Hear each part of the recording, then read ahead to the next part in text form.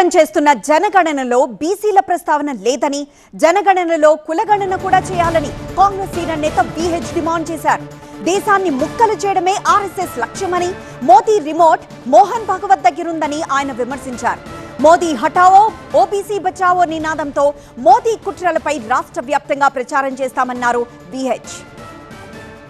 నరేంద్ర మోడీకి హఠావో, ఓబీసీకు బచావో అంటే మా ఓబీసీలకు న్యాయం చేయడానికి ఇదే స్లోగన్లో అన్ని జిల్లాలు తిరుగుతారు. ఈ ఇంక్లూడ్ జనగణనలో ఓబీసీ ఇంక్లూడ్ అయ్యే వరకు అందులో ఎస్సీ ఎస్టీలో ఉన్నారు, అందులో మళ్ళీ ఓబీసీలు ఉన్నారు, మైనార్టీలు ఉన్నారు. వీళ్ళందరికీ అవసరం లేదా?